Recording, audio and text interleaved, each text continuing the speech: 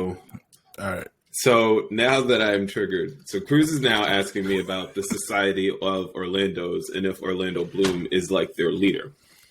And so similar to Rick and Morty and like the Council of Ricks, I believe like in my heart of hearts that there is a Society of Jeffs. And that's why you could see like 14 Ambers and Michelles and Joes and Mikes all in the same friend group.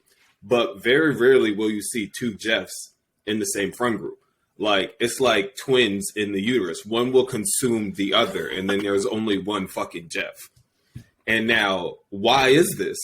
Because we're all vying for entry into the Society of Jeff, where only the most elite Jeffs get into. Yes. And it is currently run by Jeff Goldblum. Now, in the story I'm going to write, this society is taken over by Jeff Bezos, of course. And his first thing after he takes over is he allows niggas who spell their name Geoffrey into the society. And like after I worked so hard to just be great and get invited, he ruins it with this shit. And now it's open rebellion. And this is when it becomes similar to the movie The Warriors. Are you familiar with that classic New York film? Come on, man. So, all right. So if you haven't seen it, it takes place in like old school New York when it was like literally just run by gangs more so than the police. And then all the gangs have to come together.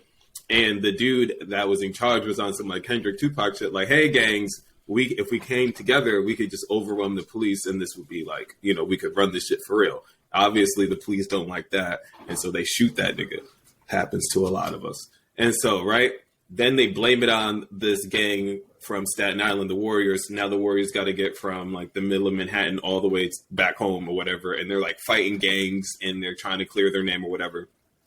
So here I am on a quest with a variety of Jeffs to help restore order to the council. So some of the Jeffs that are coming with me on my journey, Jeff Hardy.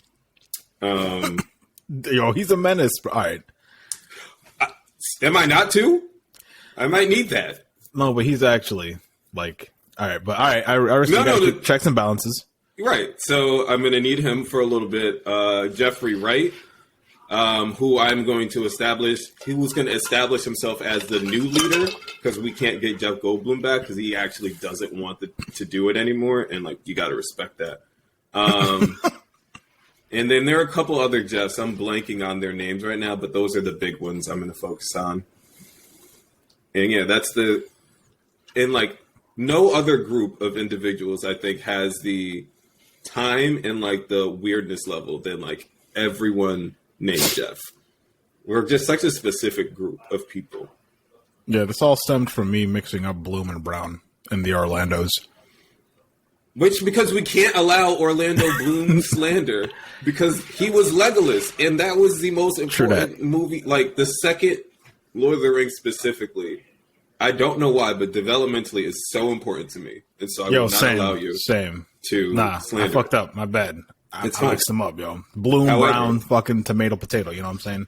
But, I mean, I don't know if we're ready to get into why we were even talking about Orlando Brown. Because this is more so someone else's tale than mine. I was experiencing the after effects secondhand because we need Beam to turn his camera on if he's going to get into this because I need to see all of it.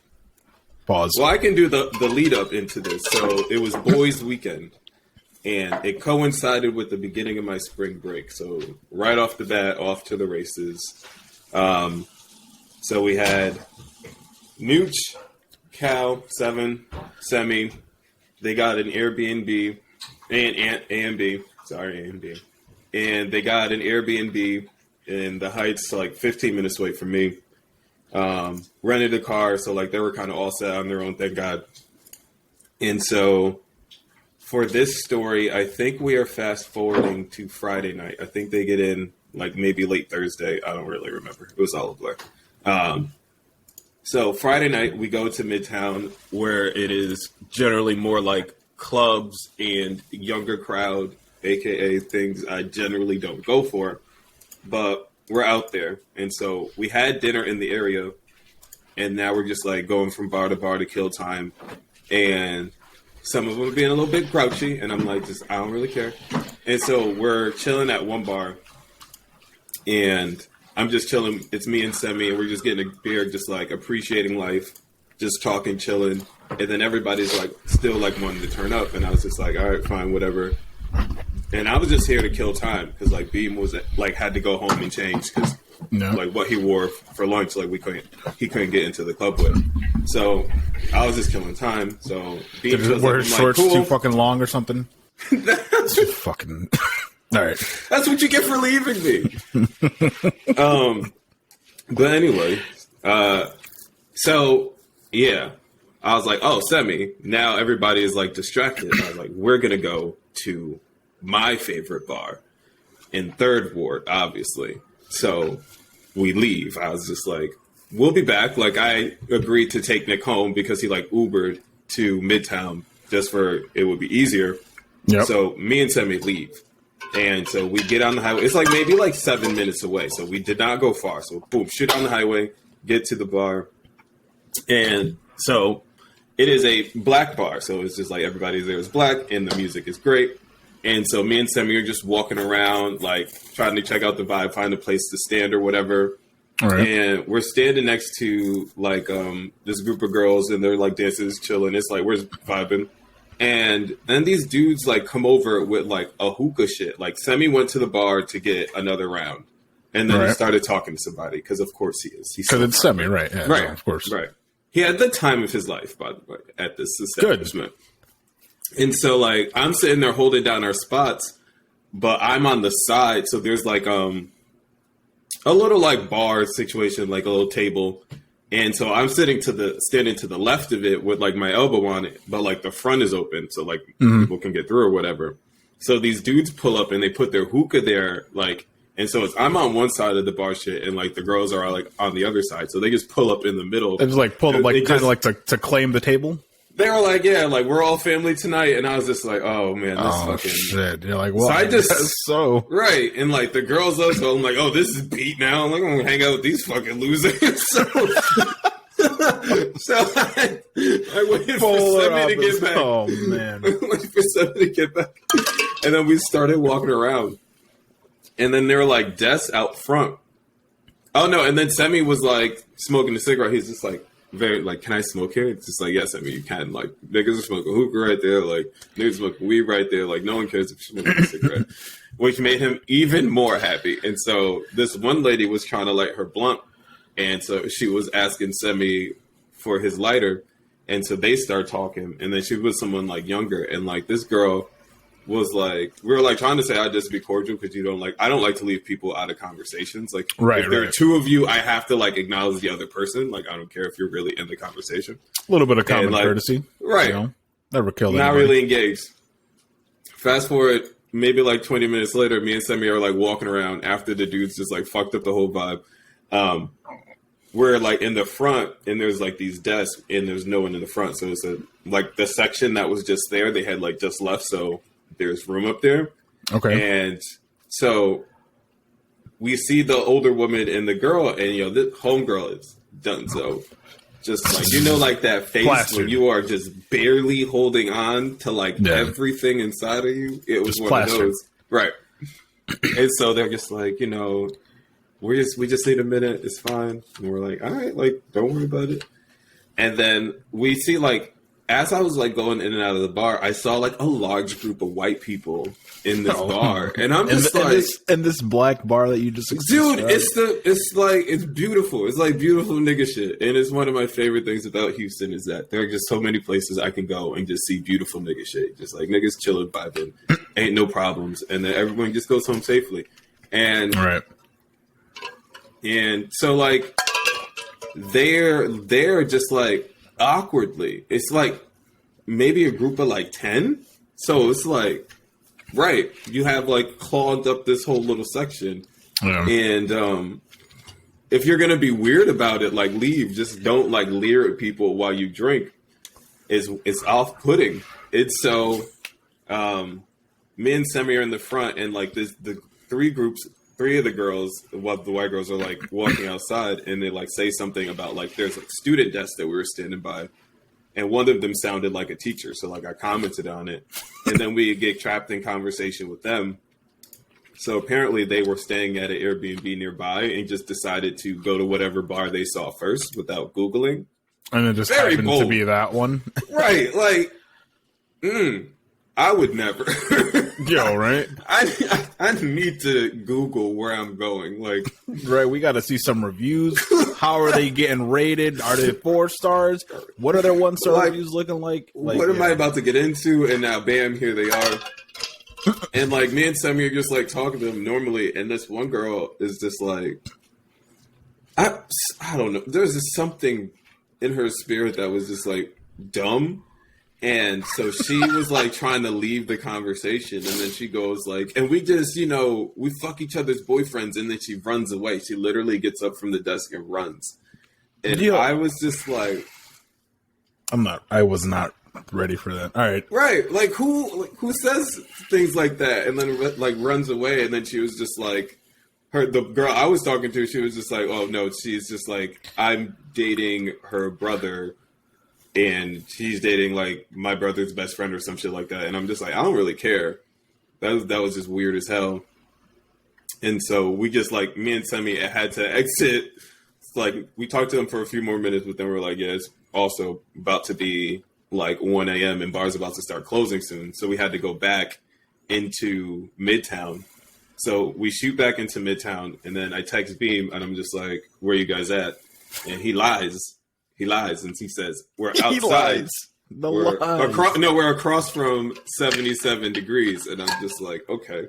And then we get there, and I'm like, there's no such thing as that. And so we go, we go inside. Just wait.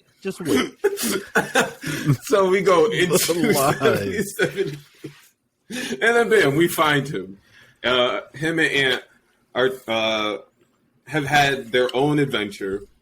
And if you want to pick up from this moment, Beam, on what happened that Friday. That dreadful. Are we starting from the point of the story that you just stopped at? You can take us from Dogwood until then. From the point that you just stopped at, and I'm picking up the story, it's the next morning. I don't know what to tell you. I don't know. More lies. Made it home safe. Jeff found us, saved the day, and we win. More lies. I can't believe it. No, I believe it. No. Okay. I believe it. I should add some context. It's less of a I plead the fifth and more of a the boys were back in town. And we were pre-gaming. And we were shooting TikToks, we were shooting music videos, we were taking mixed drinks of tequila, we were taking shots of white Henny. The boys were outside. The boys were ready to attack Midtown. So it was a great time. Oh man. Blacked out. And then you met a celebrity. You met a celebrity. We're not going to skip over that because that started. This is what started the whole episode. This is the only thing. The cartwheeling podcast. I promise you, there's a point. So we're pre-gaming, right? We do all of that. Me and Ann are in the zone. Boys are back in town. We've divided. We're ready to conquer. We are doing a little bit of bar hopping, going up and down the street, having a couple of drinks here. I think I heard the part of the story where people were getting a little grouchy. We were all chilling in Midtown together. It wasn't popping yet. It was early. You got to know what's going down. The boys are not used to the big city life, so things are a slow burn. And when we're usually settling into bed about 10, 11, that's when the freaks come out. And by freaks, I mean people who bar hop. Freak come out. I will say I like house. I don't usually do the bar hopping thing. I don't usually do the Midtown thing, right? Me and Jeff are usually mad chill. Shout out to Kirby Ice House. But I find that now it's not as packed as it used to be. So yeah. It's just like free flowing, free walking. Like, if somebody's out there, they're out there to schmooze, have a good time, talk to people, be around people. Like, nobody out there was acting funky, so it was a great time. Rather than being like sardines, like being shuffled down the street. That was the original Midtown experience. On the lookout for who's starting to fight already and what time. Too many people outside. Yeah. Like it was a genuinely good time. The bars weren't that packed. The music was blasting in the street, so we're lit. Then it gets outside. To be a little bit too late outside for me specifically. Because after we travel to the third floor and we see a drunk man try to do a handstand and bust his ass, fall flat on his face. Damn, Scorpion? Scorpion, bro. Touched the girls he was trying to talk to. His foot was right here. Beep. Oh my, up above, bro. Man. He was, yeah. We go downstairs and, all right, and what we about to do? The people are all shuffling downstairs because, this dude just busted his ass. Everybody's having a good time. We're all just, chopping it up with each other. I turn around. I look around, see what the next move is. And all of a sudden, 4 big dudes are walking up the steps. And there's one not as big dude in the middle of this 4 big dude group. Lo and behold, it is Orlando Brown from That's So Raven. Yeesh. With the most intense look on his eyes, ready to conquer the night. Sir, what are you doing in Midtown on a Friday night? There's nothing happening. Why are you here? There's nothing here for you. Diddy is not here, ready to give you the ooshkash muash. Oh. The ooshkash nooshkash. The looshkash madooshkash madooshkash. All of that. He's but then, he's a celebrity. And it's only because I'm terminally online that I have this visceral reaction. Like, I spend way too much on the internet. Everybody else is like, that's So Raven. That's Orlando Brown. Right. I know what he's been up to lately. Right. I know what's going on in his life. He is not a child celebrity anymore. My man is living the life in Houston at Midtown. So apparently I'm doing the right thing, right? The child star from That's So Raven and me are in the same place on a Friday night. So I win. Everybody's going crazy because Orlando Brown's there. He's being followed around by these bodyguards. This is weird, surreal to see a celebrity in real life. Like at any time, right? Whenever you've seen this person like acting, you've seen this person acting wild. You know way more about this person than you probably should, right? Because celebrity profiles and interviews and shit like that. And it just happens to be best insane. And so I immediately Dr. Phil is what I. That's where my mind goes. The point of the night where I find Beam, it's still like it's maybe like 1:00, 1:15 when me and Semi return to Midtown. So we have until like maybe 2 for the bar to close. So you and Ant are mid conversation, and so me and Semi split off. Semi goes back and finds somebody else to talk to. So I'm just roving around Midtown because I'm socially exhausted, physically exhausted. All weekend. I can tell Jeff was so exhausted. So I slept all day Monday and Tuesday. That's awesome. I went straight from working into that. I was done. So tired. So tired. He did so much moving. Gots to see it through. Gots to see it through. But so now I'm like the driver of the night. And so we get in the car, and Beam just cannot stop talking about his celebrity experience. So much so that he's yelling. He's yelling. And we all win? So much winning. And the thing about it was the eye contact. It's that he was just making strong eye contact with Beam consistently through. Too much? Too much? Like this the whole time, just... You could tell that he's like searching and scanning, and he's like doing it to everybody. But only my terminally online ass knows that this is not a good thing. He just had a lot of concerns, and he was screaming them from the top of his lungs. Mind you, I don't know. Was not aware. Didn't happen. To me, didn't happen. The Discord was on one. While that was happening, that shit was so funny. He had liquid IV before he went to bed, and he was able to survive. Yo, shout out to liquid IV. Just to rally on Saturday. It's a great weekend. What did we even do on Saturday? All over again? The repurposed giant post office in downtown Houston. Oh, we did go to Post. Right. We love it there. I want to say I did upwards of 45,000 steps. Holy wow. Oh, no. That was... For that week. Oh. The week leading, like the 7 days through the weekend. Like mine.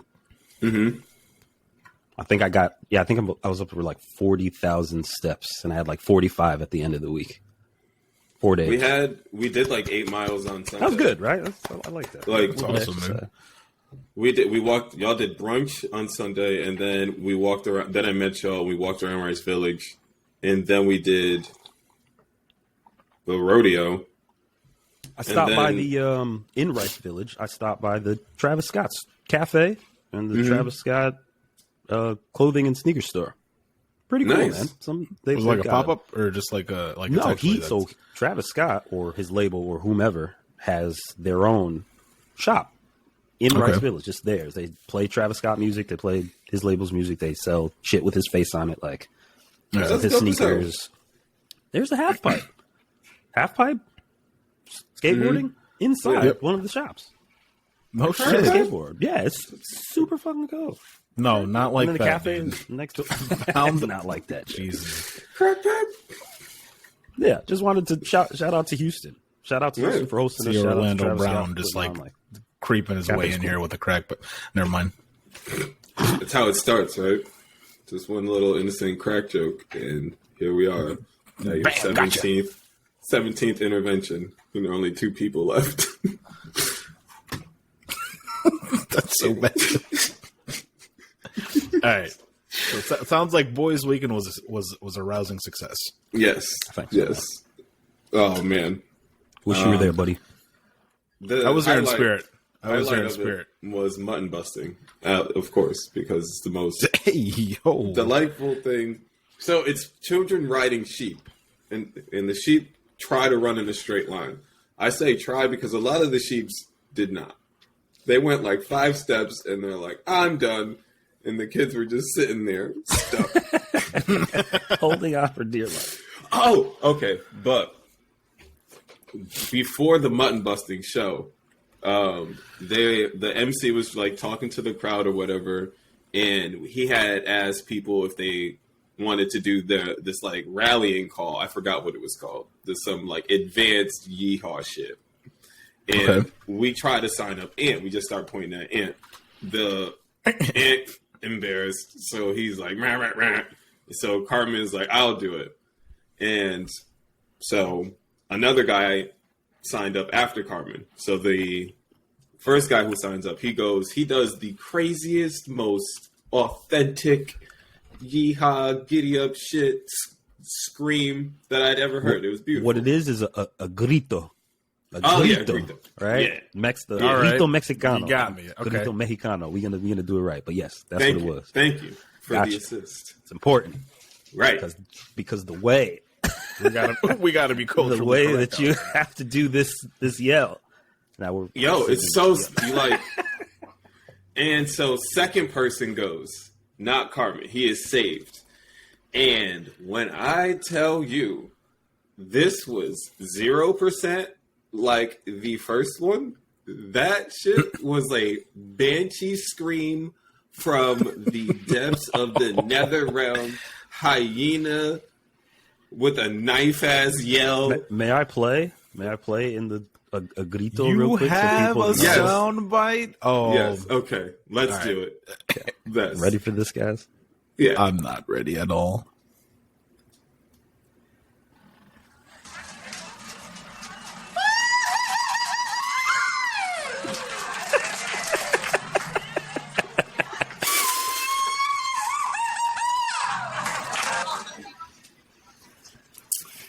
Wait, one more time.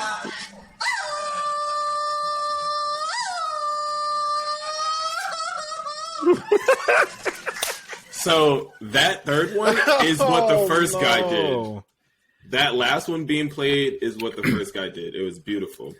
Now the second guy, he hit that first, hi, and just went up, hi, and like just kept going and going, and he broke the sound system, bro. He busted the mic. Oh, wow. The speaker cut out.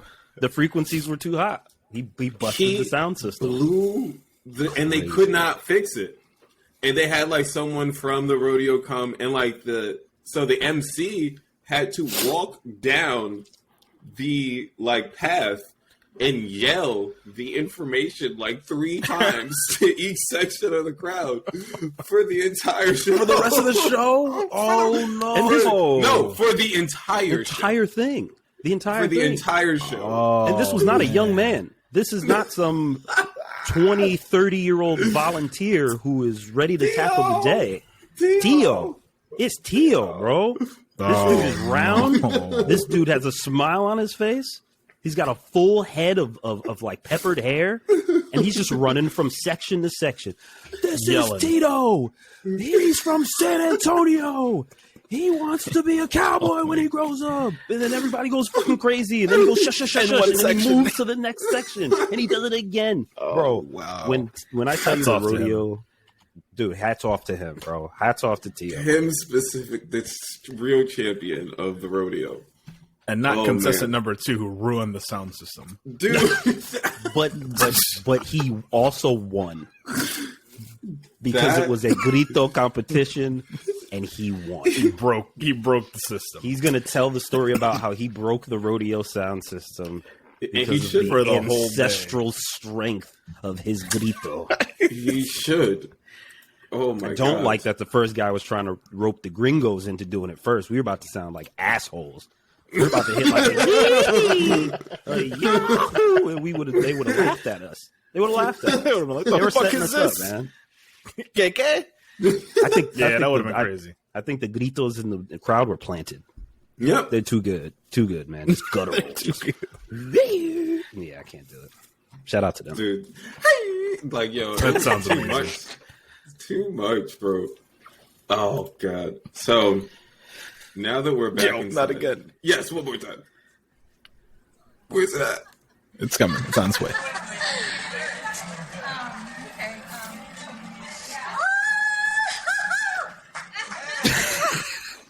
All right. Yes. Go. Yes. Oh my god. Oh, so in the house business. So while the boys have been outside, Cruz has been on a mission to catch up on My Hero. How's that going, buddy?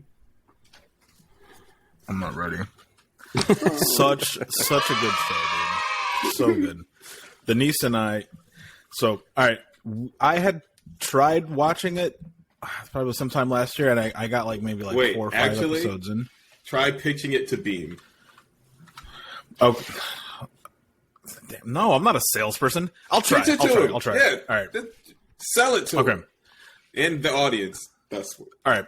So, preface: I tried watching it sometime last year, maybe a little bit prior, and I got 4 or 5 episodes in.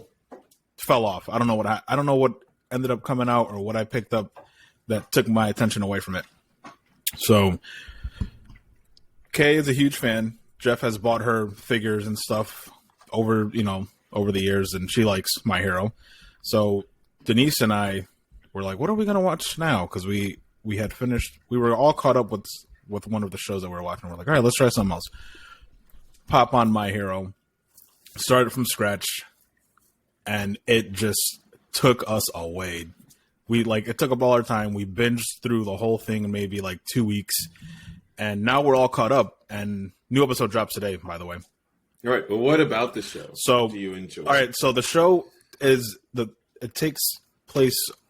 It's about this poor kid who is, he grows up into his adolescence to be quirkless, is what they called at this point in time. Just answer the question, nigga. What do you I'm enjoy? trying to. You just said sell it. I'm trying to give you all the fucking facts, bro. Damn, give me a chance. You don't need all that. Just get to the good part.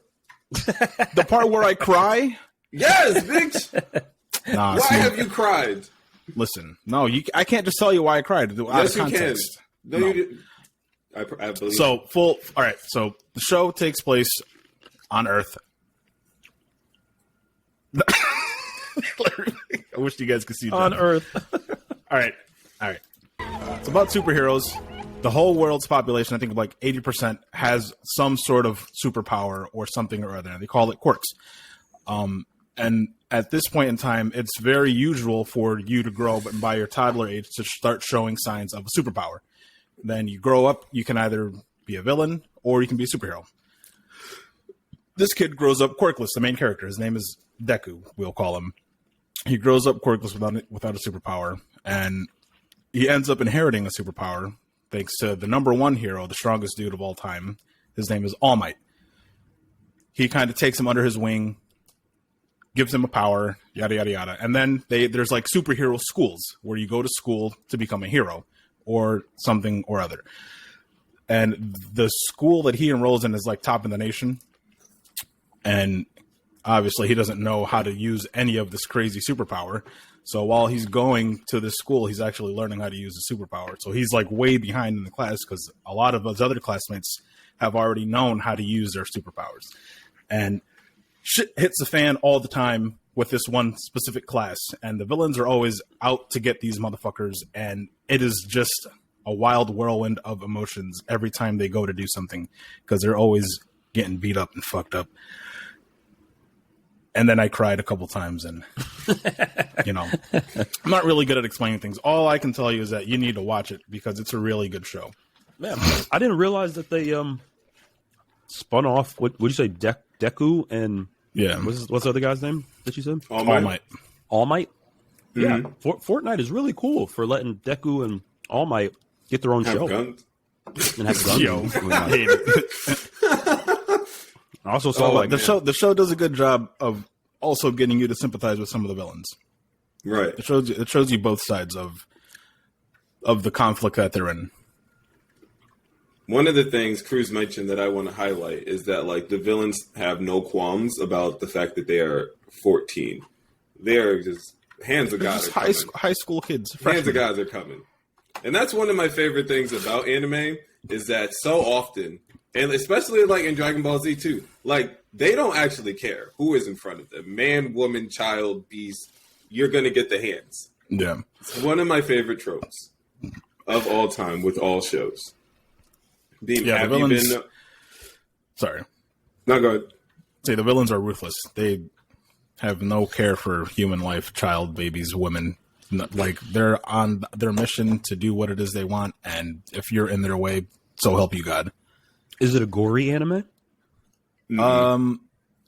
It can be. Blood? It's not as gory as like Demon Slayer or something like that. It's. Oh, I'd I'm say a it's, fan of Claymore. I love gore. Not to be. I'd say like, it's not more to shy gory away than from Dragon it. Ball. Okay. No, Oh, okay. there More is gory than blood. Dragon Ball. There's blood, but there's no Yeah. gore. Nah, No, you're not going to nah. see viscera. Okay. Like you will see No, but people like just take a like solid beating, but like Yo, You there say- is like some gory moments towards the latter half of the season, or towards the coming up to being caught up on the season. you're not. It's not the same level of gore as Attack on Titan, which is also back. Which people keep talking about. So That's you're telling that's me on my this list, villain too. cares about nothing and he's doing babies and it's like Attack on Titan. No. So it's- Attack on it's- Titan. it's- But I get it. No, it's a little more. It's a little less, I should say. yeah, less. Attack And on it's not Titan just, is so just- it's one villain, but there is straight like a whole despair. Cool. gang of villains that are on the same page. It's not just like there is one main one head honcho, but he's not working by himself.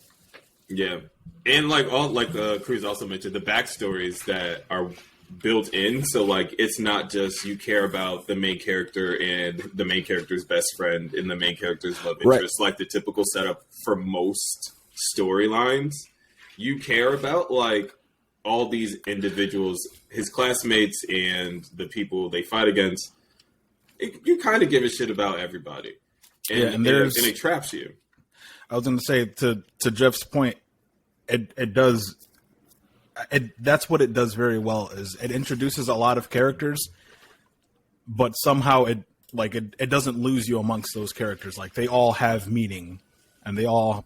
I think it touches on them very well to give you a good understanding of their backstory, why they want to be heroes, and how well they work together. Like because all the superpowers are like crazy. There's not like your typical superpowers that we were used to growing up. Oh yeah. When you was using them in Fortnite, the original. Oh, okay. Well, I got a glimpse of my hero. No. In all seriousness, I haven't seen much about the show, but I did see them pop up, and I kind of know what you're talking about with some of the characters and stuff. Because the All Might dude, he was terrible. He's terrifying. Right. When you hear him power up. when you're trying to shoot guns, when you try to shoot him and he doesn't die, like that's terrifying. So it is. Now, do we Maybe want I to will talk check about that a out. show we all have more context about? Finally, since I just binged it, I did it. I did my homework, guys. Yeah. I have My seen the apologies last for, two. for my piss poor Nah, you're explanation. good. I'm not good at that, but You're go watch fine. My Hero. Yeah, you did it, Cruz. I'm proud of you. Thank you. So I have 2 for the episodes last to go. 2 I have 2 episodes episodes to to go. go. Our Last 2 two. episodes. Last 2. See, So what everybody are your- out there just needs to feel me because sometimes you start a show and then you start a show with a significant other and you're like, all right, we're going to power through this. And then, like, you just can't watch it on your own when you know you need to and you want to. Yeah. Sometimes we watch it too late at night. I don't like watching that type of stuff too late at night after work and stuff like that. When I'm eating. So everybody out there Yeah. who feels me, I wish I watched the last 2, but sometimes you can't watch the last 2, and you just got to kind of take that L. I get Y'all that. feel me.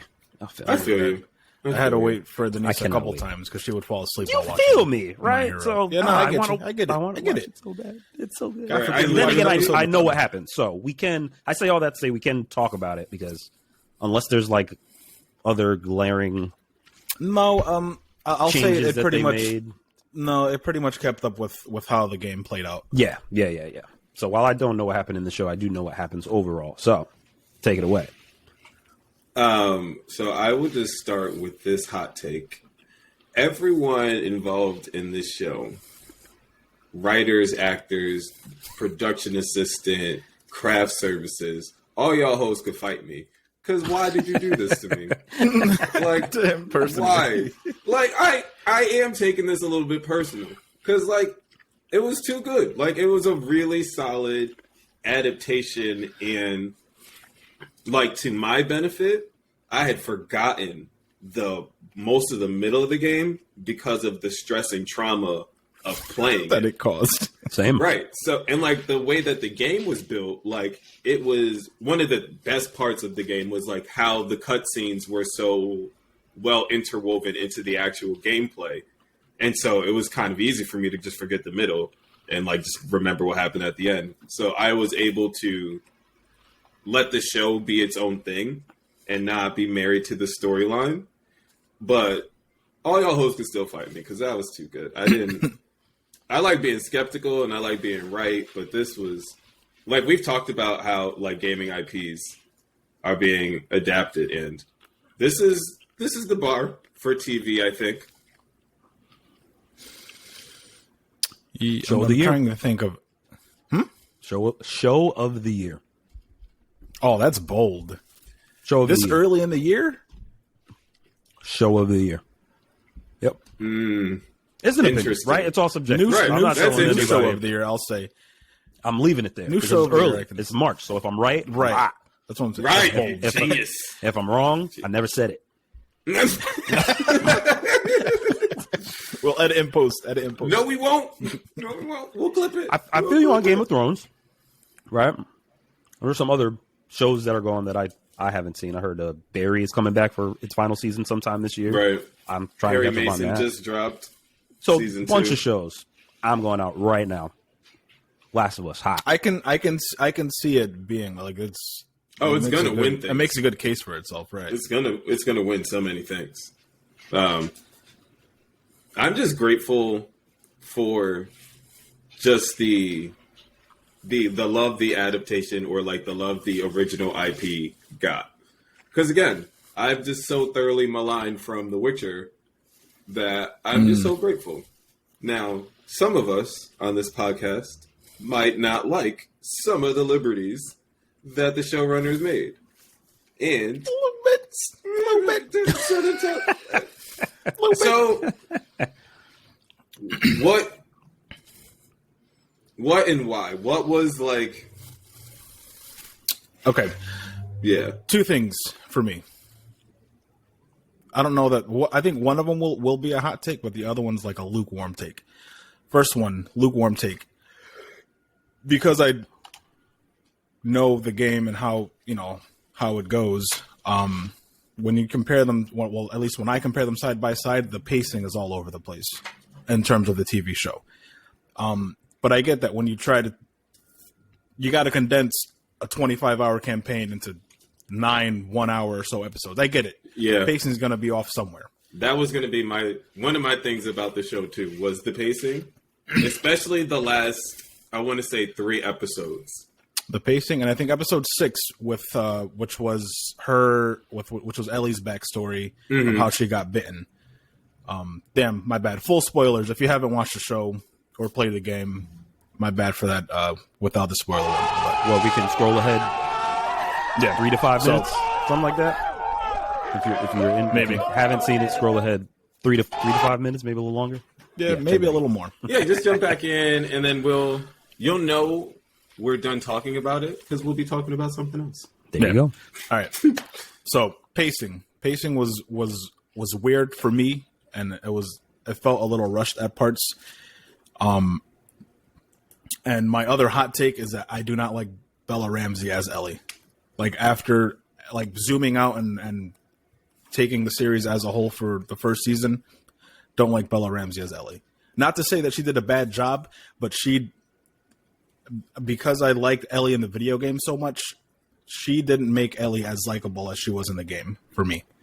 Nah, I found her to be so charming.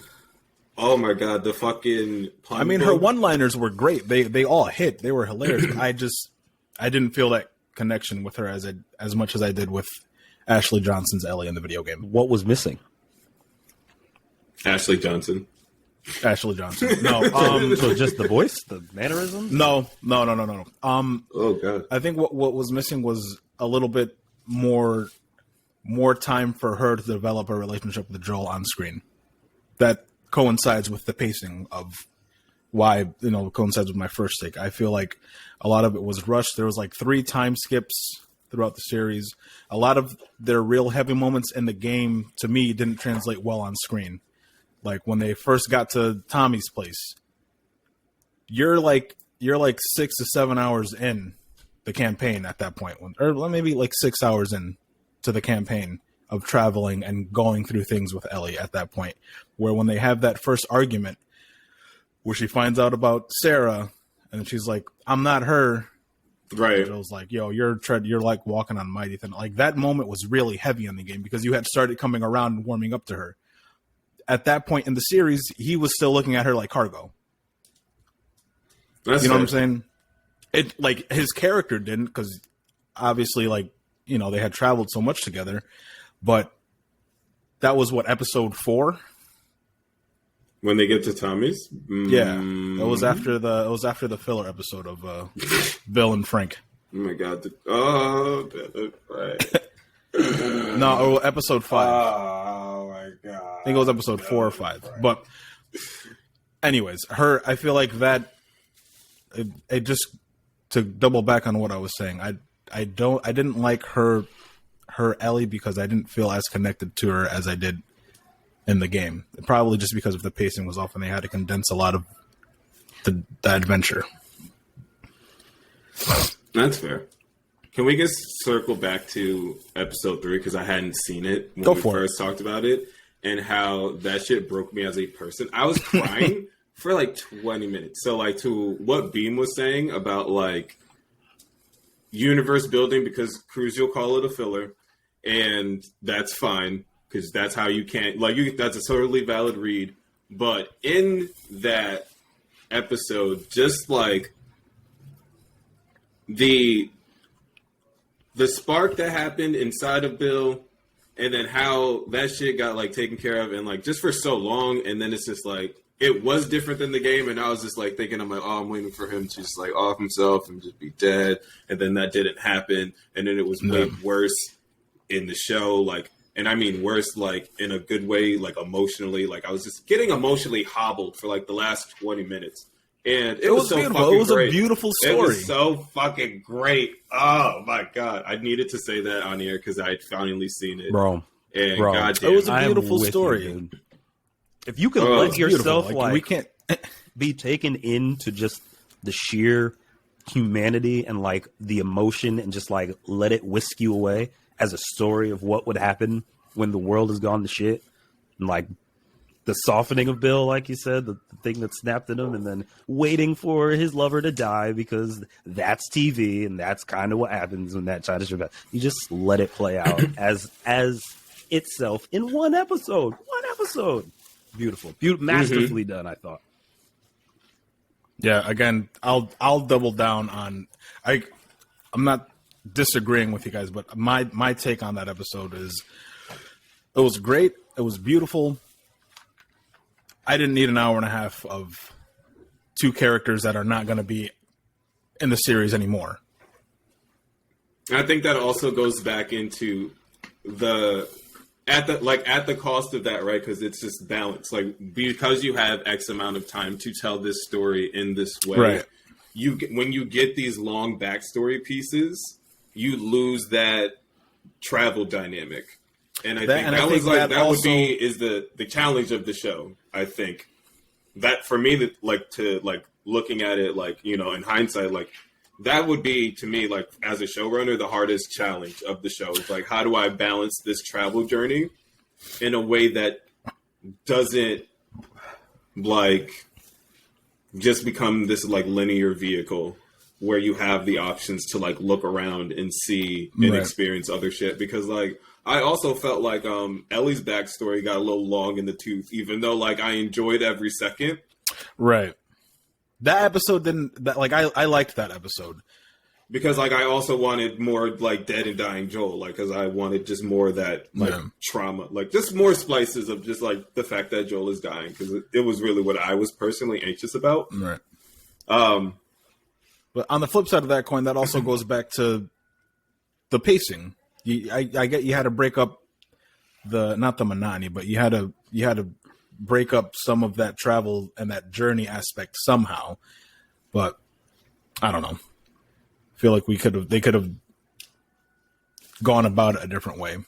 So in this instance, I see, because we're talking about My Hero, where everybody gets fleshed out in their own way.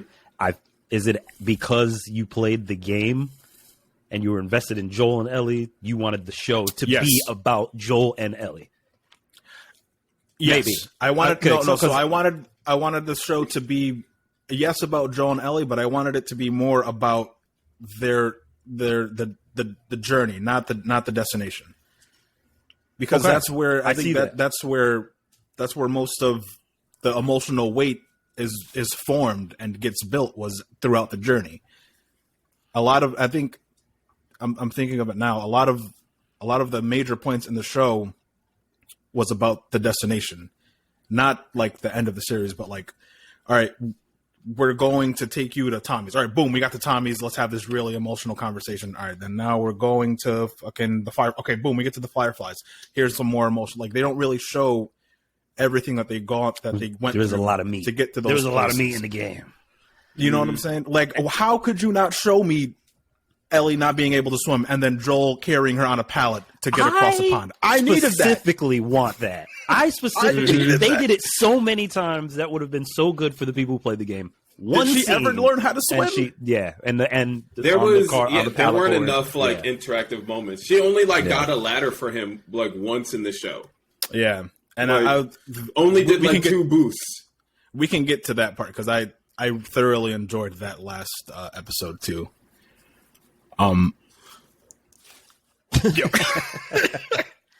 So go ahead, because I can't with Joel. Are we pivoting straight to the last episode? If that's where we need to go, let's go there. I'm trying to think of any other really cool moments. The bloater moment while they were trying to flee with Henry and Sam, and where that horde came up out of the ground. That shit was dope. I'm gonna talk about that in as I talk about the last episode. Okay. Right. The mall episode. I love the mall episode. The mall episode was good. That was I think that was DLC for the game. It was a prequel DLC of more of Ellie's backstory. I think that was tastefully done, and they didn't spend an hour and a half on it. So I'm cool with that. Yo, I see you. No universe, no backstory. Joel, Ellie, Guns Against the world. Against the world.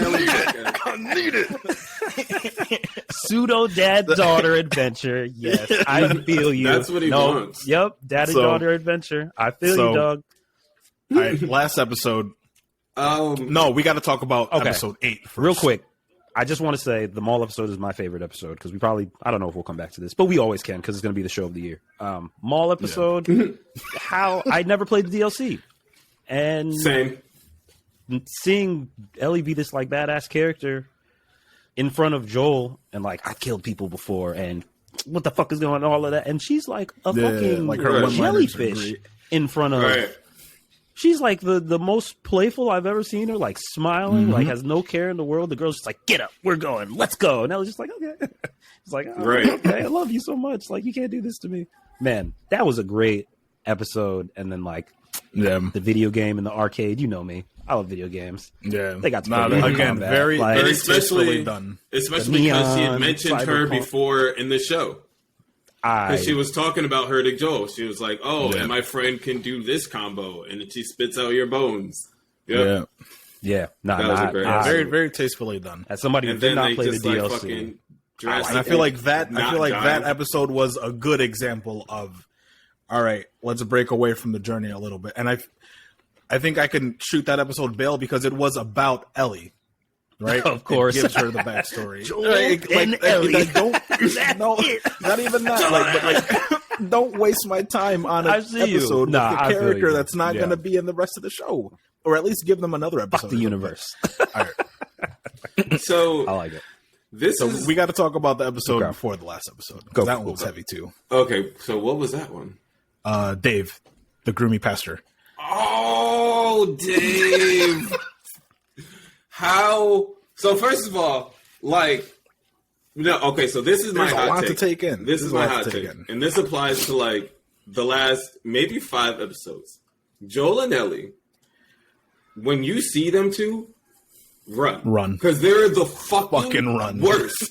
They're all they do is destroy societies everywhere they go. Kansas City falling into ruin, all their fault.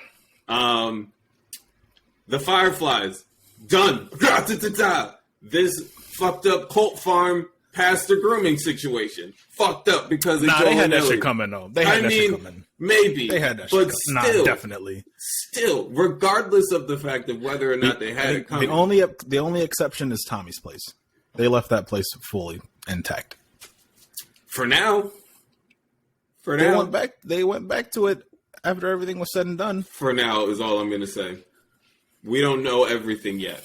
We could find out in season 2 that Joel has been poisoning the water with LSD and all that. Because Joel and Ellie I are see the kind of post-apocalyptic fucking universe you want to live in. You just need drugs.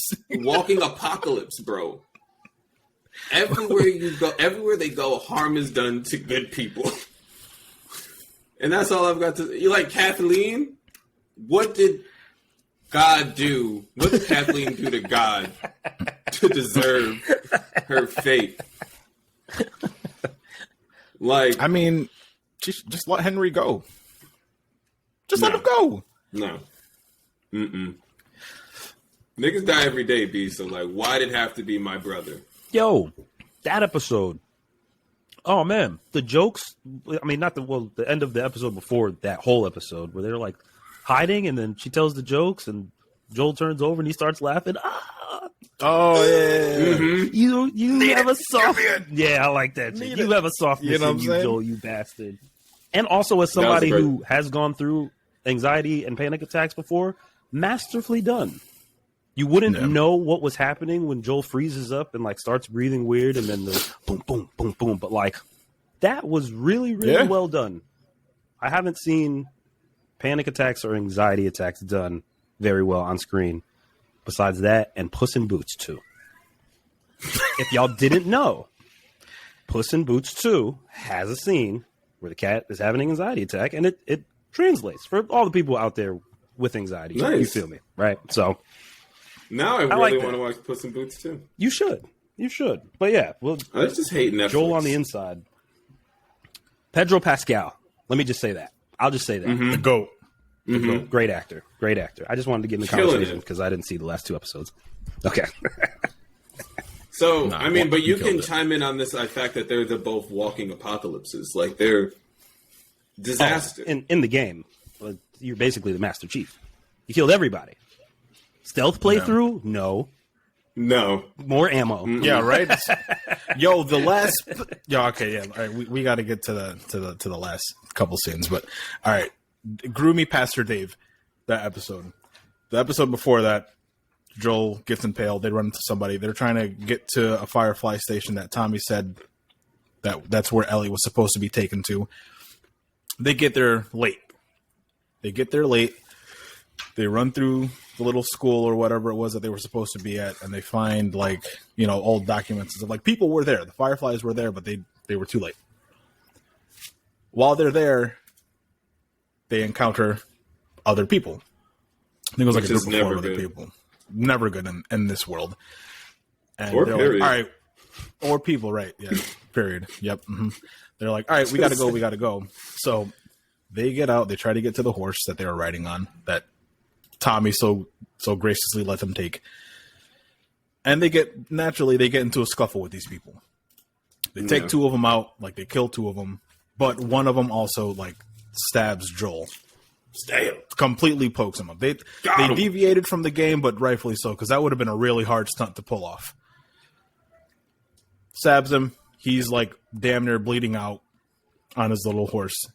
Joel and Ellie get away, and Joel just barely fucking makes it. Fast forward to episode 7, I think it is, where Ellie is now caring for Joel, trying to keep him alive, hunting on her own for food. Using all the shit that she's learned from Joel.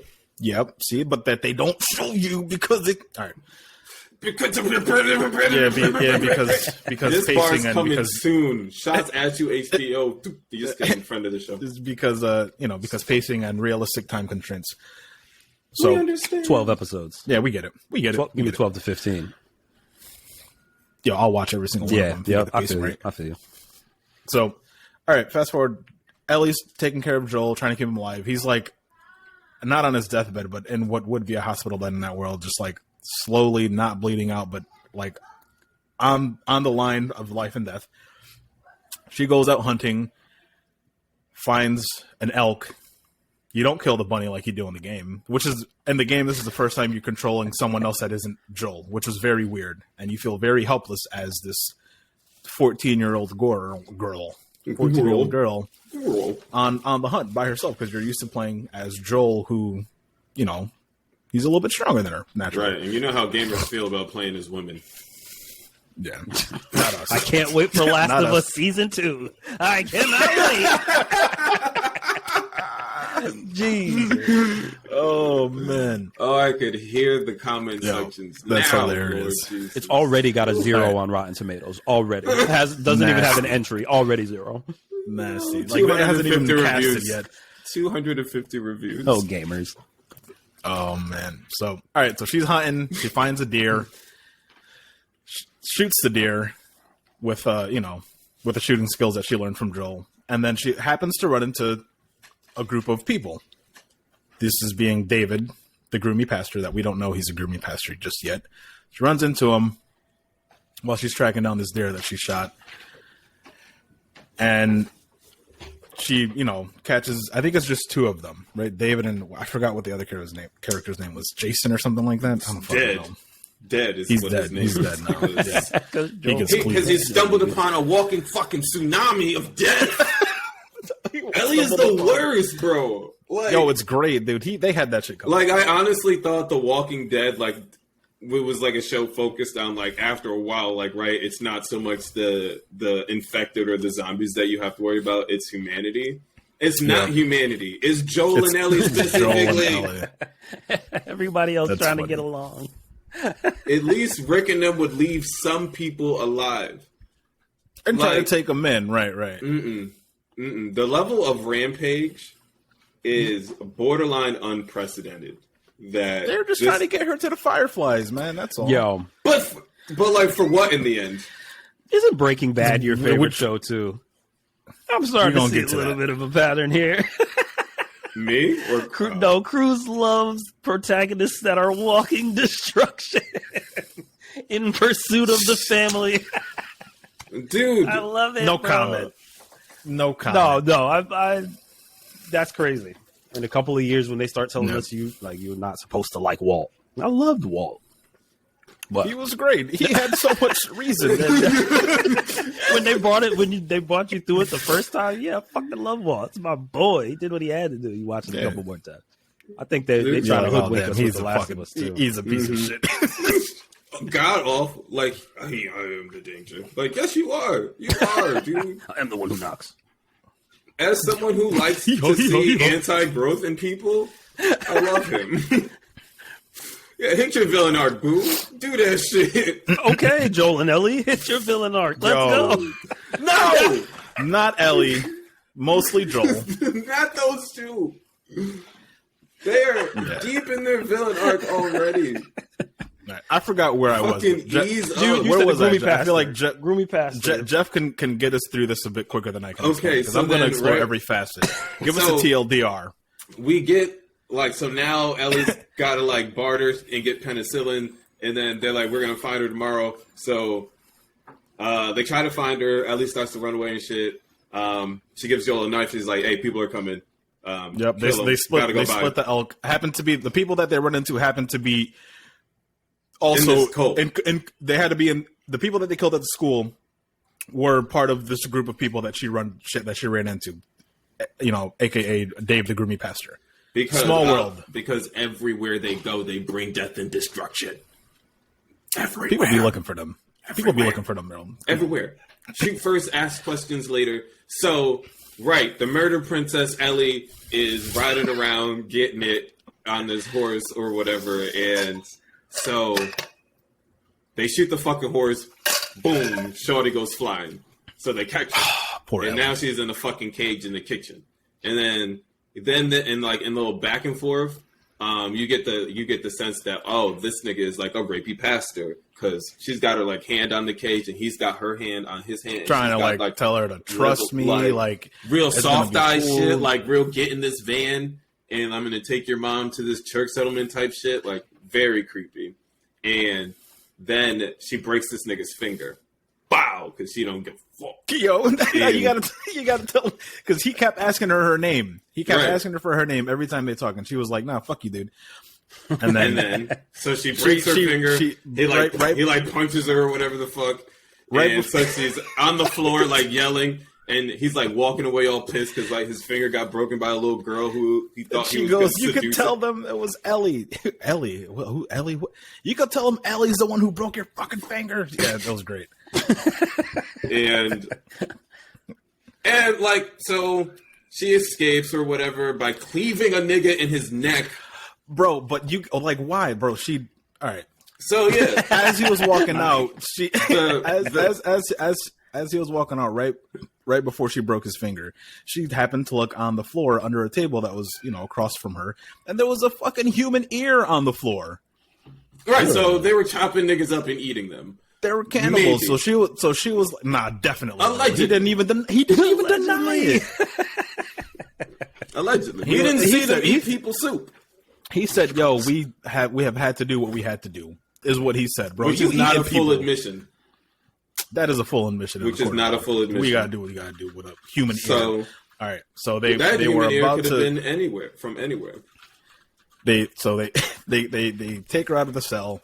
Hem her up on this table, and so she's like fighting. No, I got this. Okay, so, all right. Here we go. Madam of Murder cleaves this dude in the throat. Like, I don't care about the sanctity of life. Chop, dead. Right. That's not. How and now it was her. It was her or them, bro. Who's telling the story? I'm just saying. So right, and then creepy groomy pastor is like, oh no, my prey, my precious. And then he like fumbles trying to get her. He shoots at her a little bit. He misses because he's a fucking bum. And then here she goes and is like, how can I take this wholesome, nice community that I have found myself in and fucking tear it to pieces beyond any feasible recognition and ruin things any for community an entire of cannibals is not wholesome. I don't think you've played enough Fallout. If you played enough Fallout, you would be more sympathetic. So, I beg to differ. as I was saying, she was like, I guess I'll burn this motherfucker down. So she finds like a hot log and throws it at the pastor, but it doesn't. He ducks because he's got two eyes and he's not an idiot. And it catches some curtains on fire. And then fast forward, they're fighting, the building's on fire. And then now he gets her. And now he's like, yo, it's about to be getting time. And I was like, yo, but the fucking building is on fire and you're trying to get your dick wet right now. And I'm like, this is just not good. Like, you know, there's only so much. Poor Ellie. There's only so much a person can take. Like, so everything that was happening was beyond reasonable. And so, not to be gotten, you know, Ellie, how did she kill him? So I don't know if it was it wasn't the cleaver that she cleaved homeboy with, but there was, because they were in like a restaurant, there was a knife on the floor or something, whatever. Yeah, Sister Stab-A-Lot, aka Ellie. All she does is stab, and it's crazy. So that was that episode. But like that all ties into my big point that Ellie and Joel are literally the worst. Typhoon of destruction. And when you see them, you should be concerned. Overall, great adaptation. My take is great adaptation. This sets the new TV standard. For game adaptations. Yes. Sonic has movie adaptations. Sonic is the bar for movies. I agree. I pray that Amazon gets God of War right. Oh my God, is that a thing they're doing? Yeah. I pray that they get it right. Amazon is getting a lot of things. Yeah. So, how'd you feel about the finale? How'd you feel about the series finale? It was all right. That was the part I remembered. And it's just like, it further proves my point that Joel is a fucking monster. He is. Bro, Beam. Just like in the game. They followed it beat for beat. Yeah, they followed it beat for beat. Everyone. All right. So I liked the pacing of the finale was very similar to the game. They, after that whole groomy pastor situation, Ellie kills him and cleaves him. She was scared. Joel rescues her, and she was like, "Oh my God, he was gonna," and he was like, "Oh, it's cool, I got you, whatever." And then they're continue on their way to, now they're headed to a hospital where they learned the Fireflies are at. And along the way, you now see a different side of Joel, where it's in stark contrast to the beginning of the series, where Ellie was always like trying to talk to him and ask him questions, and their little pun book of jokes. He is now the one trying to initiate conversation with Ellie, and he's like, "Hey, so he's also talking to her. He's talking to her, asking her questions, and opening up, giving just talking to her. And as he's talking to her, she's like traumatized, so she's just like, as was I. Like she's like not responding, and he's like, "Yo, Ellie." Oh yeah, no, yeah, I heard you. And that happens a couple of times. They get to this hospital, and then we fast forward, right? So here we go. All right, Joel, Mr. Murder. He gets some news he doesn't like. We know how the game ends, right? They got to operate on Ellie. Ellie doesn't really know that. And Joel takes issue with this. He's just like, and I took that personally. And what did I do? I made it everyone's fucking problem by doing what? Pulling bullets in them. Bah, bah, bah. He was just like, you know what? My name isn't Joel. It's John Wick in this bitch. And that's verbatim. They said that. They quote me. Brilliant writing. He said that. Oh, man. Yeah, basically, they find out that, or their doctors or scientists or whatever are like, yeah, no, if we take Ellie's fucking brain out of her head and take the mutated cordyceps and get a sample, we can hopefully, make a vaccine or something. Now and they won't know for sure. At least I think they confirmed it in the game in the series, but in the game, they're like they never outright come and say, "Yo, this is definitely gonna work. Once we cut her fucking brain open and take tissue samples, we can reverse engineer a vaccine. But we have to kill her and cut open her brain." They don't fucking say that. Now, they're like, "Oh yeah, we it's can all right. maybe do it. We won't know until we fucking kill her." And Joel's like, "No, you can't kill her, actually, because I said so." is Joel right for going on this murder spree to save Ellie? Joel's selfish. In dooming his society? Joe is selfish. But I think whether or not it was a definitive yes, this is going to be a vaccine, he would have still acted the same. So yes, Joel, no. that was my Is he right? like, what was that? Beam, what do you think? The way that it Knowing what you know, happened in the game, no, I don't think he was right. But not because he went on a murderous rampage, and not because he did. but that's important. No, I don't. I mean, not because he went on a murderous rampage, but because he didn't talk to Ellie. That was the only thing in my personal brain that he did wrong. He didn't let her make the choice for herself. He made the choice for her, and he lied to her. At the end of the game, I don't know what happened. Yeah, in the that's show. exactly how it plays out in the show. It's beat for beat. Double down. Yeah, you didn't. That's exactly how it plays out. When you took Ellie's autonomy away from her by killing every. Yeah, so that's why I think he was wrong. That's a good point. Yeah. Because if Ellie was like, "Yeah, no, I don't want to die. Let's kill these motherfuckers," and Joel's like, "Okay, let's fucking do it." And they boom, boom, boom, boom. I love that. I love that. Just murderous rampage. Give it to me. Or Joel, or if Ellie was like, "Nah, like let him take me. Like maybe we can make this happen." Like And I'm she willing kinda to like sacrifice myself. Mm-hmm. And then And Joel wait was for like, "Think of the sequel." And then Ellie was like, "You're right." Think of the profits and the shareholders. breaking the fourth wall. money. No, but Joel is the villain. You get to vote was, for what ending you want. Vote A for no sequel. B Oh my for God. sequel ending. Future of gaming.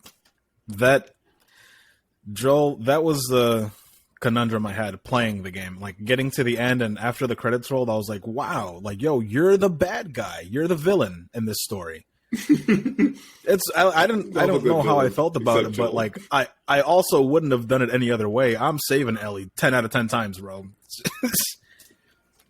You bust into the operating room where they're about to like slit her open, and the doctor's like, "I got a scalpel. Stay back." Don't care. I don't know about you guys, but I shot everybody in that game. the nurse assistants, the doctor, everybody died. I saved her, and I knew the reason I Last of knew Us that 2 I happened. saved her. Because little did you know that somewhere out there, Another spoiler alert. we don't have to go that far. No. When the show comes out, when the show comes out, we'll touch on it. We can ruin it right now for everyone. Murdered everyone in that room, saved her, killed Marlene because she would have come back for her for sure, and then bold-faced lied to this little girl that you now love twice. Yeah, that part Once is in the what car, really gets me. That's what got me right. Once in the car, Because she knew she like, was "Are you lying sure?" in the car. Yep, and she like you could see she didn't believe it, but she was just like, all right. And then she made him swear. She's like, "Yo, swear to me that everything you said was true." And this dude puts on the most smug look and goes, "I swear."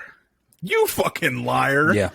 I am Pedro Pascal. Yep. I swear. So I think it's there was a lot of discourse about The Last of Us 2, the video game. Yeah. This show is making me reconsider my initial thoughts of the Last of Us 2 video game. So I'm interested. I don't want to go too far into it, but Joel being like the outright villain at the end of this, and like having some time to think about it, and I'm not whisked away in this 80-hour campaign that I just did because I love these two and I thought it was such a good idea. And then everything that happens in the second game, obviously there will be ramifications from this, right? So everything that happens in the second game is starting to make a little bit more sense. And I don't hate the beginning of the second game now, without saying too much. Bet. Yeah. Growth. Yeah. Equal So- reaction to all of the things that they did. Say all of that to say, I'm excited for season 2, where a lot of people will not be excited for season 2 because they can really get into the They don't know what's meat coming. and They don't know what's potatoes coming. of the ramifications of what just happened, because we weren't ready for The Last of Us 2. It took years for that game to come out. We had just seen looking back, Rose Tinted Glasses was an amazing game, won a bunch of awards. We love Joel and Ellie. And then you didn't really think about it. And then you came back and then bam, visceral reaction. I cannot wait for season 2. It's going to be great. And they can do so much better. Not better, because Neil Druckmann's still involved. Neil Druckmann can do a better job at explaining what he wanted to in the game. And I have faith that he will be able to tell it in a more consistent way, because the second game was a little inconsistent. Now it's his second chance to tell us what he really meant by the second game. Was he double down? Or you can look up The Last of Us 2 controversy if you're interested at all. Because it's there. It's there. More And than the going episode notes. yeah. Hats off to Troy Baker, voice actor Joel, who was the first.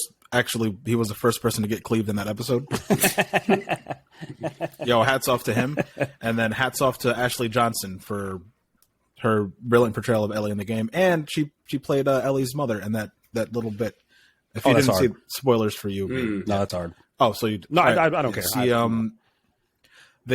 the intro to the finale is another flashback of Ellie's mom. She's running away from a runner, and she's in labor. She gives birth to Ellie right after she gets bit. So that she gets bit, Marlene finds her. That kind of answers the question of how, at least in the show, I don't know if Neil Druckmann meant for that to be canon in the game, but that answers the question of how Ellie is, of how she's immune.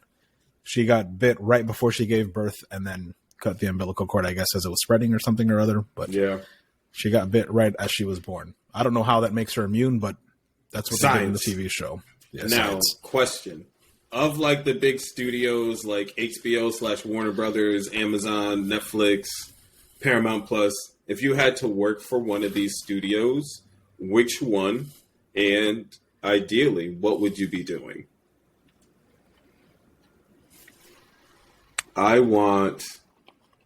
Even though they are struggling right now, I would still throw my hat in with Warner Brothers and HBO, which is hard for me because I love animation and they hate animation.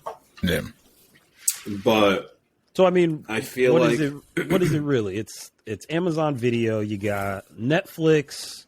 You got FX, Hulu, FX, Hulu, HBO, Warner Brothers, Discovery Channel, all one, right? Disney, Did we say Disney Plus? Right.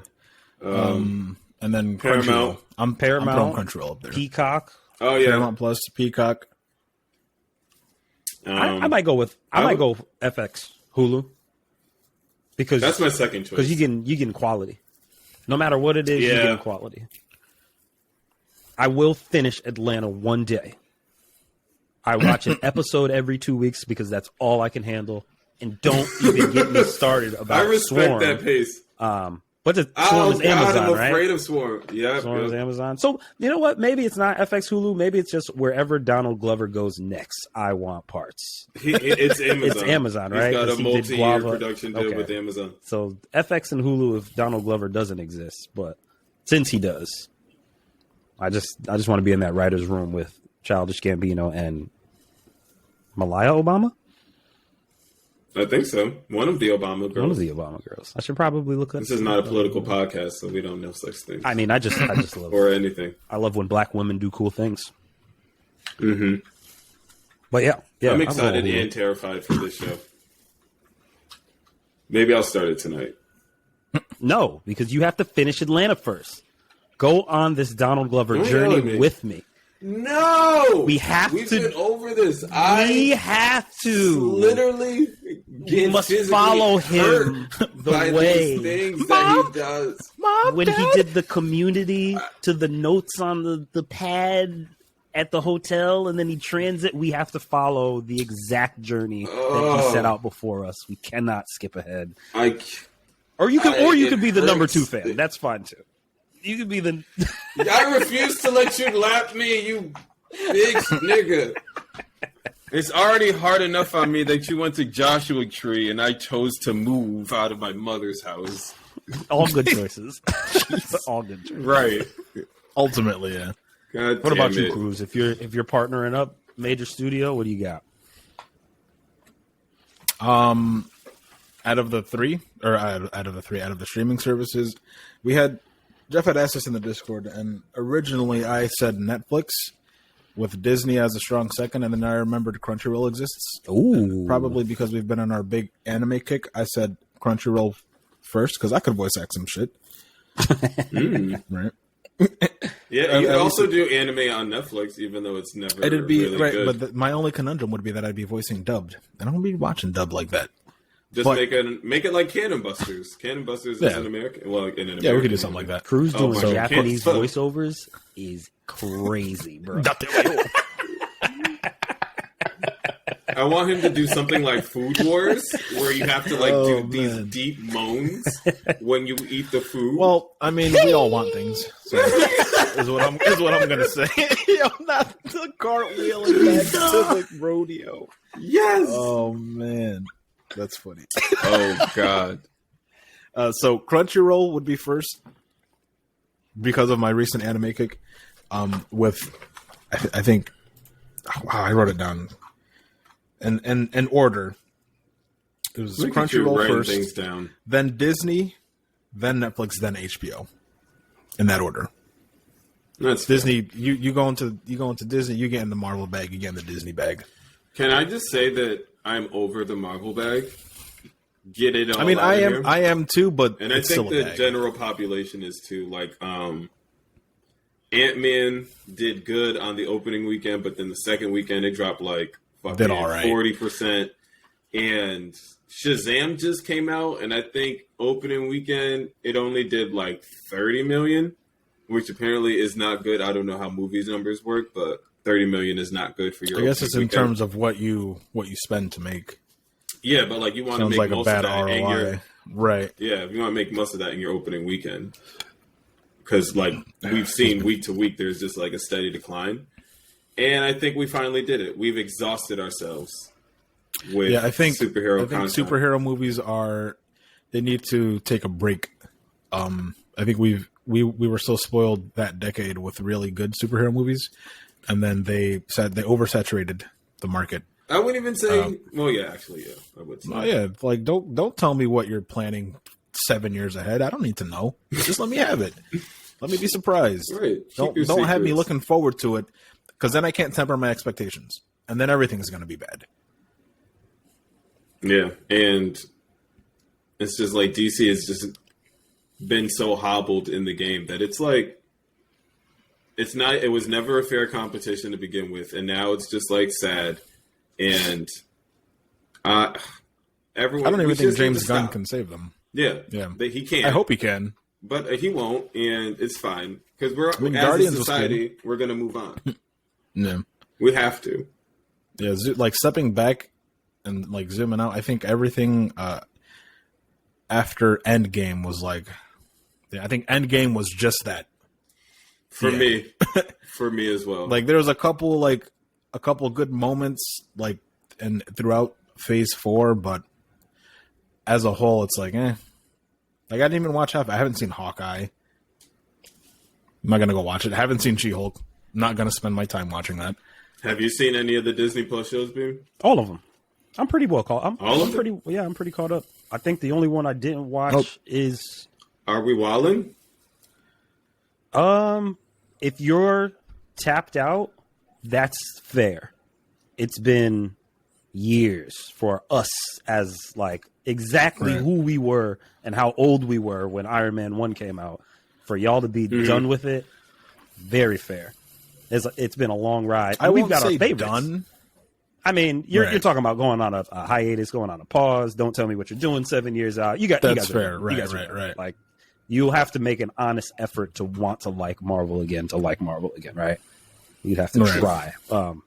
I decided to make You that lost me at try. all the way when they gave me 3 Spider-Mans. I'm back in. I'm See, backhand. so that's my Achilles heel. So Because I'm gonna watch Spidey every time. right, and then those maybe movies we'll good. as you know, a generation or whatever you want to call us, check out Fantastic Four if it looks good, right? Because we fuck with them. No, maybe not, maybe yes. And entry. They've never made a good Fantastic Four, but they used to be owned by Sony. Right. So things are changing. And then I also think that we were Fox. spoiled for sure, I was Fox, but the kids 21st still century. need superheroes. So That's fair. Marvel, keep on going. That's a good point. Please keep being diverse. You're doing such a great fucking job at diversifying and just showing little kids that you can be on the screen and nobody else. Everybody's scared to do that. Disney, you're getting fucking, this is not a political podcast, you're getting smacked out of the yard of Florida. But like, keep on doing what you're doing. Like, show the little browns and the tans and the darks and the pales and the redheads and show them all that they could be superheroes. Keep on doing just that. Like, fire. Love it. All of it. So I'm in. I'm in on Marvel. I'm in on Spider-Man always. I'm not going to go see Ant-Man. I didn't watch the first one. I got like characters I like. I guess I like more than I don't. I saw the second one. Second one is fine. Right? See, that's kind Miss of like Marvel that's was kind of like hard. where Hawkeye was okay. that's kind of like where we're at. Black Panther 2. Y'all gave that to us. Dope. You gave us Black that was Panther dope. 2. And everybody was hating because there were no other superheroes at Chadwick Didn't need to be. Boseman's in-movie funeral. Disney, you know exactly what you're doing. At Chadwick Boseman's funeral in the movie, I want to see black faces everywhere. And y'all gave me that, and y'all didn't sucker the moment with nothing else. I didn't see Captain America. I don't want to see no Tony Stark cameo. I don't want to see nothing. and y'all handled it for us specifically, and I know y'all did. So shout out to y'all. Shout out Ryan Coogler. Shout out Ryan Coogler, bro, and shout out to everybody over at Disney. Y'all are doing the right thing to me in terms of the type of media you're putting out. It's not the best groundbreaking, not Martin Scorsese. You know what I'm saying? We not getting no fucking Interstellar from y'all. First of all, no. this is a Guy Ritchie podcast. All right? hey, you know what I'm saying? But yeah, If we're gonna big up any director, it's Guy Ritchie, all right? That's why I'm Fucking in love that with dude. Marvel. I'm not gonna go run out, but put on TV show. The TV shows were cool. WandaVision is cool. Fucking I'd see that WandaVision would probably there's a be handful the of them one. that I Captain like. America's black I think now. WandaVision was cool. I'm looking forward to Loki. Want more Loki fire. Right. I'm still in. She-Hulk was for the I'd say women. I'm half in, half out. She-Hulk was specifically for women, and I gotta go back and watch She-Hulk because that was hard too. Yeah, I'd say I'm half in, half out. And I love the actress of like who played She-Hulk. Amazing. She also did the show Orphan Black and fucking crushed it. I love. And that you show. gave us She's Megan so Thee Stallion, canon, MC. Right. Love what you're doing, Disney. Keep on doing It's it. hilarious. bro. So that's Oh, where I'm man. at with it. I want to get back into the comic media on Marvel. I've been exclusively binging anime and light novels, but I want to get that just means I have to re-up on my Comixology subscription, and that's a huge barrier for me right now. Ahoy, matey. Poverty. Right. But specifically, I want to start reading the X-Men again because those are some of my favorite lines that are running right now. Sure can't wait till they do more with mutants because they already said the word in Marvel. They said the word mutant. Now they can legally say it. Come on, I'm Yeah. excited. Legally say it. Give me Deadpool. Yep, give me Logan again. Oh yeah, Deadpool's coming. I don't know how I Yes. feel about that. So yeah, no, I need that. So All right. So Seems this is to why I work said now. that's why I said I'm half in, half out. I'm not fully on board with Phase 4 in your shows, but I know what I want. Yeah, right. I'll go Deadpool's see for what I me want. specifically. Come on, Marvel ain't gonna let us go. After Blade, Deadpool has the best trilogy. And that's on everything. There's something for you. That's my Marvel hot There's take. something for you. But the rest of it is for the kids. Right. Blade is also coming, too. With Mahershala. We will welcome you back with open arms, gates open. Come on in. Right, when I watch it from home. I'm not going to ever go back inside a movie theater. Oh no, I love the movie theater. I do, too, but, You know what? I don't know. I went. Do we have a movie theater on top of the mall? I went to Chipotle in the food court. I had a bottle of wine in my sweater pocket, and I went to go see Avatar. Yo. It was great. I had a meal and a bottle of wine in a movie theater. They don't care. They want you. They need you to be there. You can do whatever you want. Yep. They're not checking bags. Yo, what? Denise has her little backpacks from Hot Topic. Bro, yo, snacks. Gen Z is checked out. You think we got the only thing we're buying is popcorn? It's the only thing we're buying is popcorn at the concession Come on stand. now. Nothing. And we got the membership with the 10% off for whatever it is.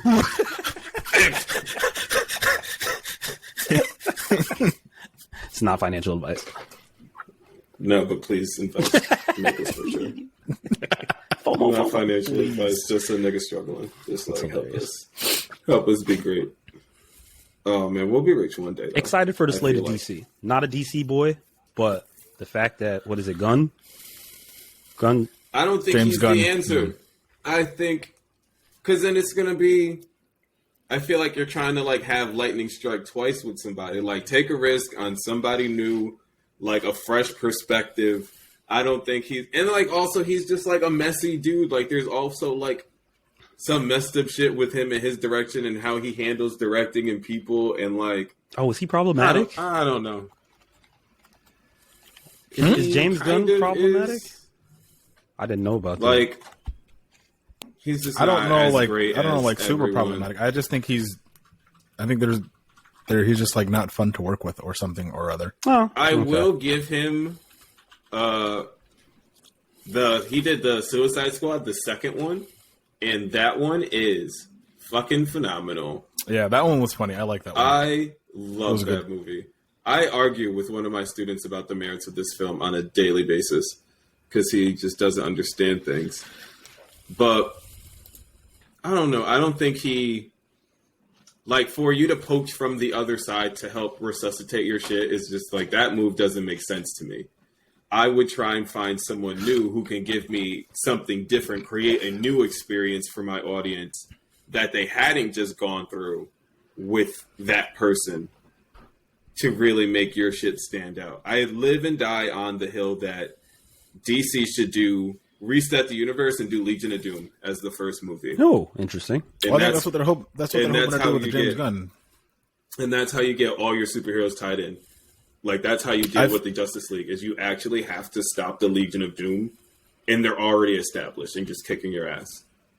I think their reset button is going to be Flashpoint. I'm going to pick at that movie. I am too. At least we're on Absolutely, I am too. But I am I think fucking making a sign, and I'm going out on a fucking Thursday night.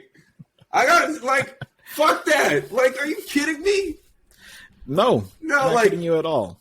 This man was We're out actually here dead serious. grooming girls on Indian reservations, which are already, like, And such a choking karaoke vulnerable singers in Hawaii. community and, like, running from the police. And then, like, as people were like, where is Ezra Miller? Where is Ezra Miller? Like, niggas at Warner Brother, my future employer, are just, like, texting this nigga, like, hey, can we get you for reshoots? Stop choking bitches and grooming kids. Like, yo, that is crazy. Fuck this movie. And Yeah, so I say that to say my hopes is that's going to be their reset button, and that he never comes back to play the Flash again. Is what my hopes are. I will Give me Grant Gustin. He's just about done with the series. He is done. This is the last. They're on the season. series finale. Yep, that's what I'm saying. Give me Grant Gustin. I'll fucking report live. I'm gonna go live when I'm on the picket lines at this fucking film. Ezra Miller's unfair. Ezra Miller's in there, standing at the concessions, plotting your oppression. Oh, I see Jeff now. Jesus Christ. Dude, that was good. I'm gonna use that. Oh man, that's great. Yeah, no, I hope it's a reset button, and I hope they remove themselves from him. I hope they break their finger when they press it. Like, oh, I changed my answer. I'm going Amazon. Okay. I can't undo. I already am stressed out by the work conditions of HBO. I fucking can't. I would have to be like, That's I would fair. be chain smoking cigarettes in therapy. This job is fucking destroying Where did me. therapy come I from? thought it. I was living my dream. Like you're trying to be healthy and destroying yourself at the same time. This is what the job does to you. Like you need help, but like you're also harming. So, And this is him after day one. Day one. this is me on my lunch break on the first day. Man. Jesus. They brought in Esmeralda, and I was not okay. Neither was anybody else that was working that day. I was like, "This is a school zone. This is Oh my inappropriate." god. Yeah, that's bad. Oh my god! So we say all that to say, don't go see Flashpoint Paradox. Instead, play Harry Potter. Just kidding. Yes, nope, he wasn't just kidding. I still got to beat it. If you're gonna do something, just do that, I guess. Oh man, All right. I feel like I haven't played a video game in forever. I'm still not done with Elden Ring. One day, Just play Hogwarts. no. Let's play Destiny, Yeah, bro. it's so much fun. Shout out to Lance. Ooh, I need to update Destiny. Oh, RIP. R.I.P. Moment of silence for R.I.P. Lance. To a Man. legendary one. For Legendary. the one time. The Wire. Mm-hmm. My personal, John what I Wick. personally know him from. The Wire. John Wick. The Wire. Commander Zavala in Destiny. Shout out to Lance Reddick. Yeah. Crazy. 60 years old. Rest in power, King. So, we can't end on a down note, though. Any future upcoming plans, things you are looking forward to in between now and the next time we get together and talk our shit? What's going on, boys? What are you getting into? Yeah, y'all should play Destiny. It's so good. I don't want to buy the DLC. We have grappling I don't hooks wanna buy now. It's so I don't fun. want You to don't buy have the to. DLC. You don't Just have to. wait 2 years when it's free, You don't have to. dude. You I will. I'm never gonna ask anyone else to play Destiny more than a casual. You should play Destiny. It's my favorite first person shooter. God, the new DLC is so beautiful. It's an RPG now, officially an RPG. You now have builds. You Nice. now have loadouts. You can now change the look of your armor, transmutation. That's great. Gunplay, bar none. You're not getting a better shooter than the creators of Halo. That's dope. Yeah, it's great. See, that's a selling point. Yep. That is a It's a selling lot point. I gotta to take get notes. into. It's very heavy on the beginning side because there's a lot of systems, New mechanics. They got Just dense. they got rid of a bunch of currencies and then like introduced a standard. So now there are not 10 types of currency. There's like 4, and you can just collect. Right? There's They just units, gold, Now you can silver, and glimmer. build into stats. Now you can build into characters. There are, it's great. It's in a fantastic place for hardcores and casuals alike. That's my selling point for Destiny 2 Lightfall. I love it, and that's what I'll be doing. That's I might crazy. re-download. I should You know, re-download. I want to try Overwatch 2. I think I want to. I'm just dip my toe in and see what that level of frustration is like. I've that heard free from to play? students that like solo queue. Yeah, free to play. Mm-hmm. Ain't got nothing to lose but time and energy. Keyboard, mouse it. I was just No. about to say that. So If we're gonna play Overwatch 2, Why I might not? get on PC for that. I might join you. all right, let's do it. I'll believe it when I see it. Hold That's on. what- What did we play the other day or a couple months ago that we were very good in Valorant? I'm willing to try a first-person shooter okay. on the PC. Valorant. I'm Okay. in there. If we're doing All right, let's Overwatch do it. 2 over there. I'll give you that one. I stand corrected. Valorant. We could do I will do first-person shooters. I could do all day. Overwatch 2. I feel like Overwatch 2 would be less sweaty. I mean, Valorant you is sweaty. get your sweats everywhere, but I think that's what I Only in want. Rocket League. New season of Rocket League. New season of Rocket League. Yo, play my placements. New season of Fortnite. Back on the grind. Hard stuck champs too. Hard stuck. Hard stuck, but we there. I'm trying. We're gonna break through that wall, baby. I got a highlight One of reel these coming. days. Everybody look out for my Rocket League highlight reel. I've put together a folder of my greatest Rocket League moments. I'm going to show you guys. how good I am. Nice. Nice. School us. What about you, Cruz? Anything cool happening? New episode of My Hero drops today. Waiting on that. We've been watching subbed because they haven't dubbed them yet. So Denise has been watching subbed. So happy. And I'm just gonna stream some more. Nice. Twitch.tv/Como se dice Cruz, yo. Hit me up. I'll be streaming more often now. Proud of you. I have been slacking. I feel like because I'm trying to stream my whole experience playing Cyberpunk, and I'm not good with keyboard mouse right now. And practicing is so hard. But I'm so sad. Today's the last day of my spring break, so I have nothing to look forward to besides just like the last 2 months of working. But we're almost caught up on My Hero. Yeah, caught up. Nice. Caught up on My Hero. I think I'm caught up on all my shows. Sleeper pick this season. If you have not seen Vinland Saga, I had mixed emotions about like the pace and like the focus of season 2 because it's not nearly as violent as season 1. But like I also started to understand that it's like season 2 is about the character who literally just led this violent and traumatic childhood, like kind of rectifying with that, and that's kind of cool to look at. And also, like, his limited prospects, because he's kind of like, he gives up being a warrior and a pirate when his, like, leader dies, the person who he just, like, lived to murder. And so now he's, like, living as a slave, and he has, like, limited options. And, like, he didn't want to live, now he wants to live. And it's, like, he's growing as a person, finally. It's a whole thing. Yeah. It's like, really good. Like, the as a whole, it's just, like, but it just builds very differently than the first season, and that was jarring for me. But other than that, it's just bald-headed hoe shit season. I'm just going to keep going outside and seeing what happens. Like you cut, G. Thanks, man. I did it myself. The big chop, because it was just like, it was getting to the point where it was too obvious. Nah, it's there. See, my problem is that I cut it, and then what grows back so quickly, and it's like, I just cut this yesterday, so. Yeah. It lasts like a couple days, like 4 days, 3 or 4 days, and then it's already back. It's like, I'm not going to keep doing that. I'm just going to wait until I look crazy, and then I'll cut it again. I looked crazy after 3 days.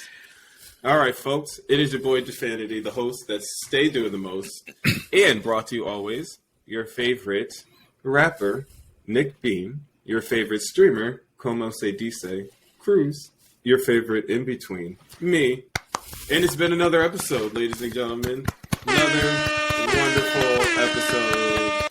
We did it. Yes. We came in kind of sideways on that one, but that's fine. Check us out online, BadKidzPod, BadKidzPod.com for additional episode notes and other online goodies that you will only find there. We are out this hoe. Keep it funky, keep it fresh. We out this bitch.